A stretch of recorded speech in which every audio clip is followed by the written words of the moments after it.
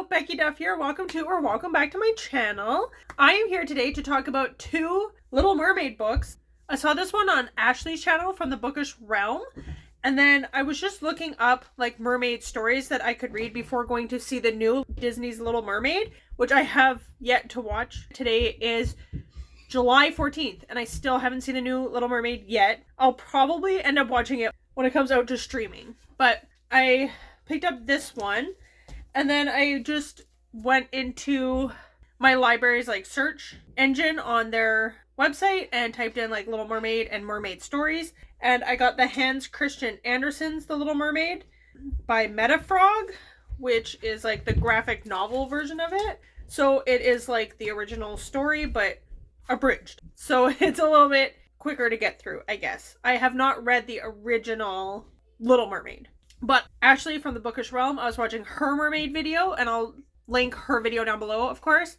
And I was watching Gavin from How to Train Your Gavin talk about the books that inspired the Disney Renaissance movies that he loves. And he did The Little Mermaid, one of the stories for Aladdin, and Beauty and the Beast.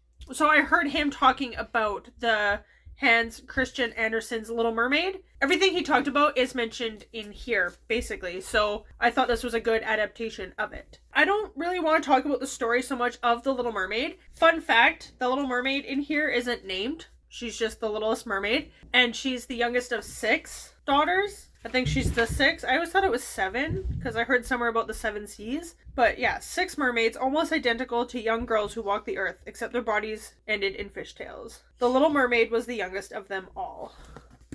So this is the artwork. So I'm not here to tell you the story about The Little Mermaid. I just wanted to talk about some things that I got out of reading this and like life lessons and also some like Christian truths, kind of, sort of. You'll see when I explain it.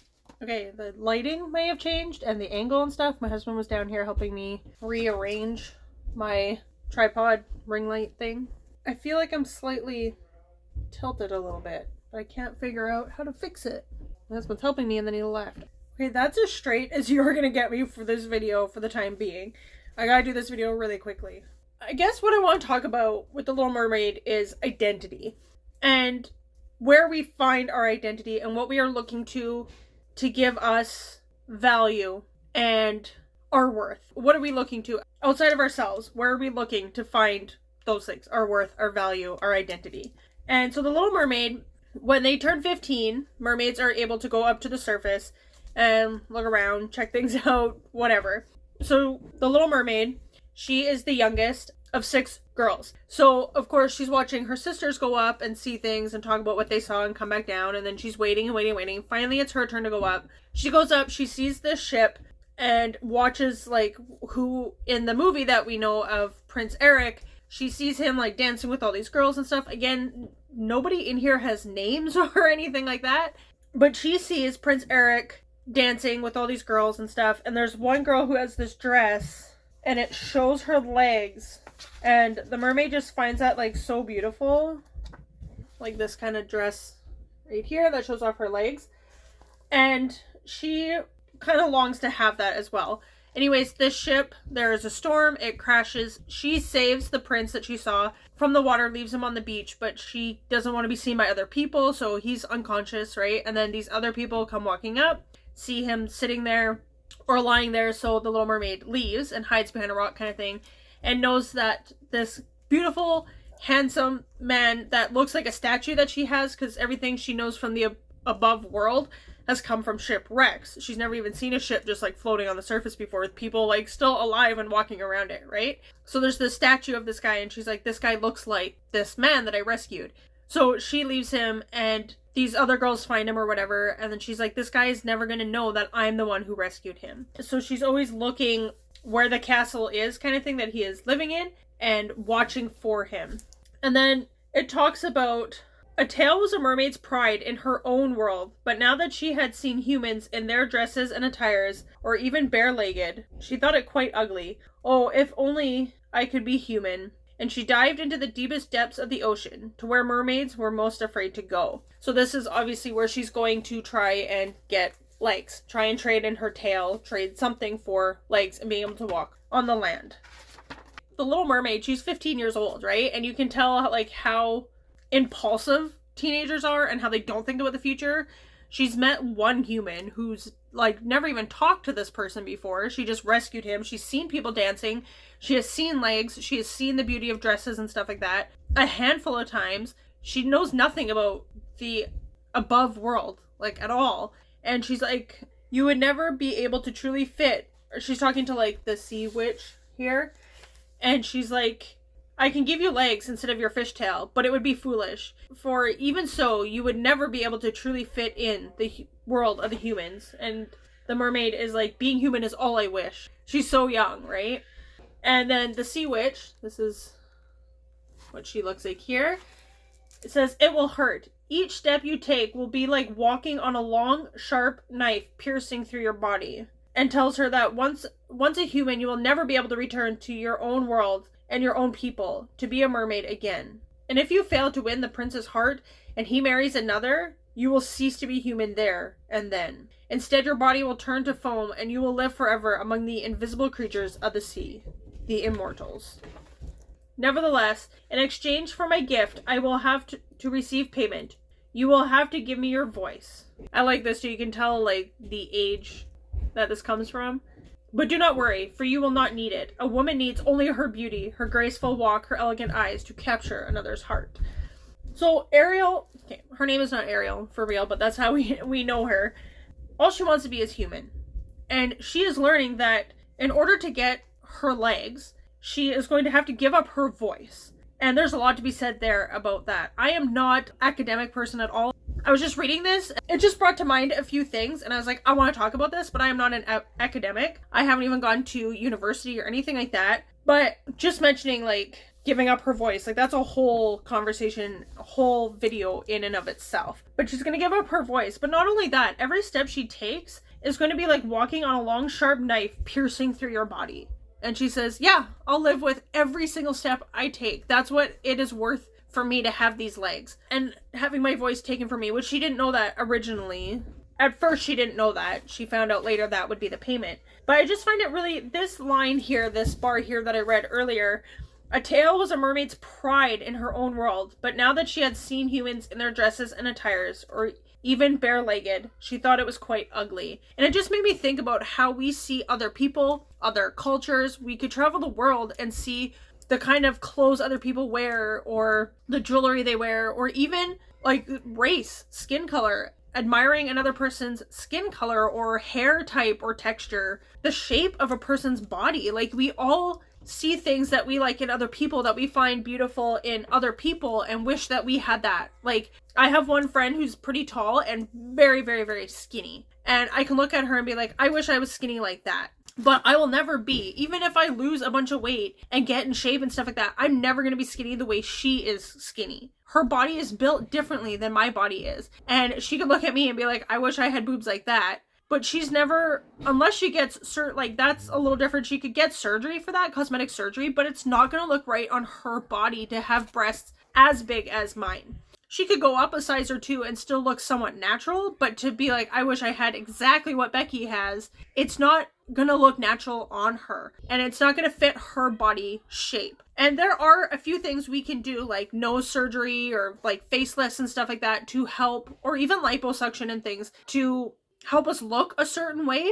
But there's just some things about us that are the way they are. And it's genetics, you know, like our height or our bone structure and things like that, that we shouldn't be trying to change, even if we could. And the pain that people go through to have things like, I've heard like nose surgery, plastic surgery is one of the most painful ones. And we go through that stuff because we want to look a certain way. And I'm not here to say that plastic surgery is wrong. I'm not saying like if you have like this big, huge nose or whatever, that you should never try to do anything to correct maybe a birth defect like a cleft palate, especially if it is affecting you in other ways, like health ways and stuff. I want to have a breast reduction one day, and it does affect me emotionally, mentally, and physically. So there is more reasons than just aesthetics for wanting to have a breast reduction.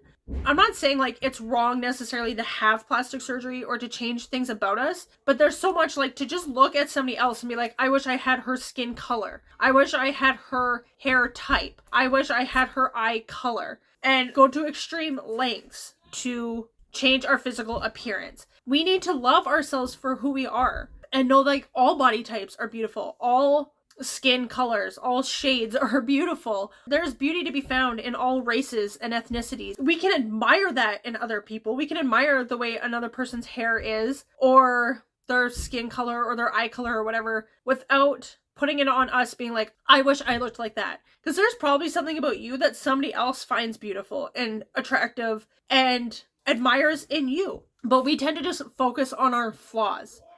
I got a little distracted there, but we're going to move on to the next thing. I'm trying to make this video short. People go into some crazy lengths for beauty standards and what they think is appealing and attractive. The Little Mermaid, she was given this potion to drink, and it says she drank the draught and felt a deep burn in her stomach like a sword ripping through her entire body. Now, there are times when you're going to have to go through a lot of pain to achieve something at the other end. It is worth it. Like running a marathon, there's probably times when you're going to be in pain. You know, you got blisters on your feet and every muscle in your body hurts or whatever. Like there are things like if I want to lose weight, I'm going to have to go through the pain of like sugar cravings and denying myself, the pain of self-denial, and getting up every day and walking and doing the exercise and pushing myself and challenging myself. There are times when the pain is okay, but there's so many times when we are causing unnecessary pain just to change something about us that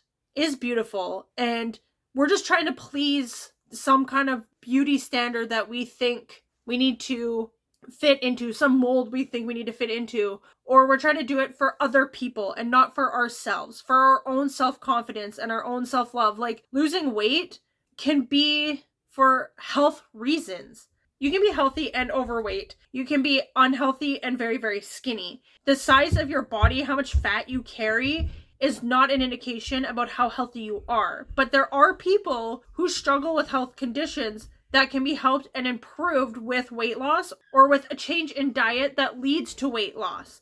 Is the pain you're going through like a diet, exercise, training for a marathon, practicing even like an instrument or something where you're putting so many hours and hours and hours into something? Is it to improve yourself, to better yourself? Is it for a good reason? Or are you just doing it to please other people? And that's something to take into consideration. And when the Little Mermaid gets her legs, like it says, as she made her first steps, a terrible pain shot through her feet, and again with the next step, and each subsequent step she took. She gave up so much, and every step she took was just excruciating pain. Was it worth it? Was it worth it for her legs?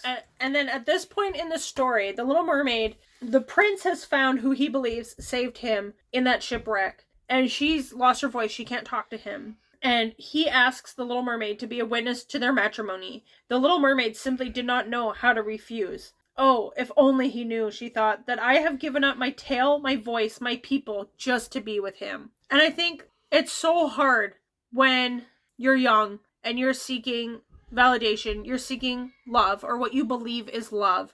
You want to attach yourself to a romantic partner. You're looking for fulfillment in a romantic partner.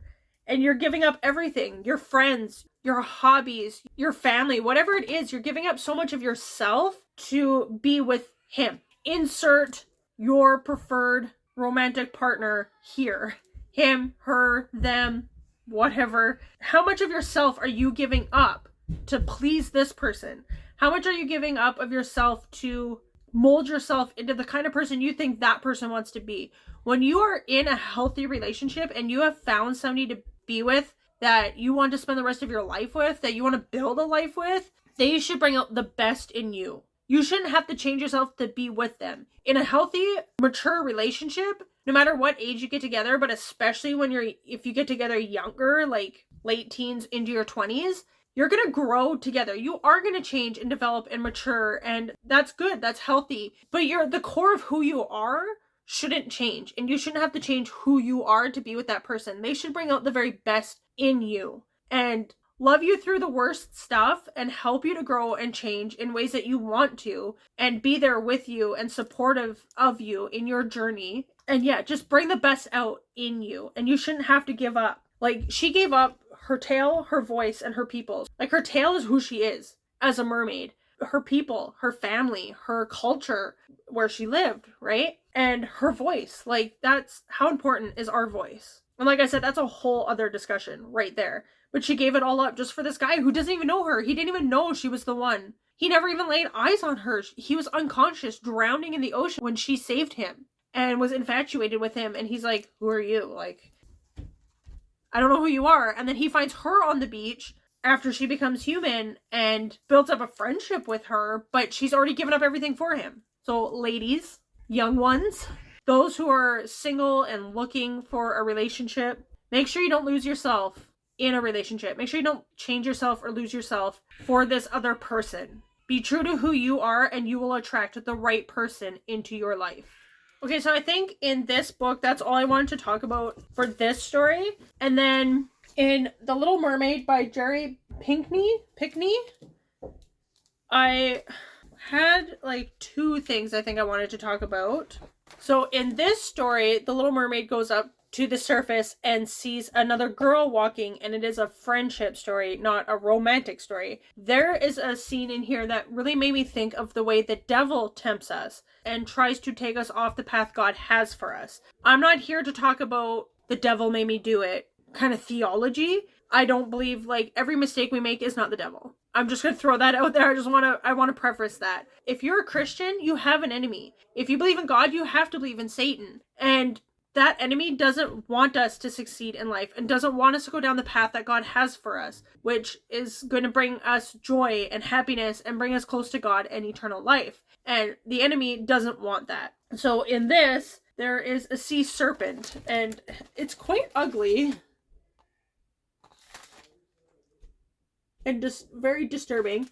So it says, so sad, isn't it? A voice hissed. Melody was startled to see, so in here the mermaid's name is Melody, was startled to see a sea snake slithering in the mire. So this totally makes me think of like in the Garden of Eden and the snake tempting Eve. And he says, here you are, stuck under sea, but the sea witch can help. Melody's eyes widened at the terrifying thought. Do not fear, the sly creature persisted. The witch is not a monster, but a healer. So she follows the sea snake down, and then tell me that, like, this is not the devil. Like, honestly, this is just terrifying. So the sea witch is saying, like, oh, you want legs? And she's like, why, yes, I suppose. I just want a friend. And then the witch is asking, what do you have to offer me? What are you going to give me if I give you these legs? Melody responds, I can give you one of my treasures. A compass, a rope, sea glass. You think I want your sea junk? The witch roared. No, I want your most precious gift. That is what really hit me. That the enemy is looking for our most precious gift, whatever that may be. It could be your voice. Maybe God has given you a voice and wants you to preach. Wants you to have a platform like on YouTube or other social media platforms to share a message of some kind. Maybe God has given you a voice, like a talent of writing and sharing your voice and your wisdom and honoring God and glorifying God through written word. Maybe he's made you a singer and you are to worship God through your voice, through singing. Maybe your gift is teaching. Maybe it is compassion and you just have compassion for people. The Bible talks about different gifts that you can have, like hospitality. Maybe your gift is in hospitality and you're to open your home and welcome people in and just love on them by having them in your home. So whatever your gift is, whatever God has gifted you with, that's what the enemy wants. That is what Satan wants to take and use, either take it from you and have you neglect it and not use it at all, or to use it against God and his purpose in your life and glorifying him. Like if you're singing, it doesn't have to be necessarily like Christian worship music, but there are bands out there that are Christian, and if you pay attention to their lyrics and stuff, you will see that it is Christian, but it's not like Sunday morning worship music. Or you could have music that is full of swear words and derogatory and just about things that are not honoring to God. You could be a preacher and sharing God's word and sharing your faith and having a positive, uplifting message out there, or you can be using your voice to tear others down, to bully, to harm others with your words. God has given you this most precious gift, whatever it is, and it is up to you to use it how you choose to use it, but the enemy wants to take it and use it for bad, for evil. So Melody goes up to the surface and meets this girl and has this friendship with her. And then she finds out that her family is in trouble and she needs to go back and help them. And she sees this sea serpent creature, witch, like terrifying again, is there and attacking her father. And she shouted with a strength she never knew she had. No. Very powerful. The witch covered its ears as if in terrible pain. The spell was broken. Melody had found her true voice, a voice that no witch could imprison or silence. So God, Jesus, has given you a voice, and he has given you power, and he has given you the power over the enemy, over Satan. And we can say no, and there is power in our words, and we can choose to use our words to uplift, encourage, to speak life into our situations, into other people, or we can use it to tear ourselves down, tear down others, to bully, to harm and hurt other people. And we also have power over Satan and the schemes that he is trying to do in our life and to steal, kill, and destroy in our life. And we can say no. Jesus gives us that power. We say no in Jesus' name, not our name. But we can say no. We have that power. And I just thought that was so powerful in here. This is not a Christian story. I don't know if he is a Christian or not. But I loved just those parts where the sea serpent, the witch, wants to take the most precious gift. And you can fight back. And even if the enemy has been using your gift this whole time, your whole entire life, you can turn around and say no and use it for good. Maybe you don't believe in God, but maybe you've been gifted with things and you haven't been using your gifts for good. And it doesn't matter how old you are, how long you've been doing this, you can turn around and start to use your gifts for good right now. So I just really loved these stories and what I felt I was learning from them. So thank you for watching. Let me know if you have read The Little Mermaid, any version of it. Have you seen the new Little Mermaid? Did you like the original Little Mermaid when it was out? And I will see you next time. Thank you for watching. Bye!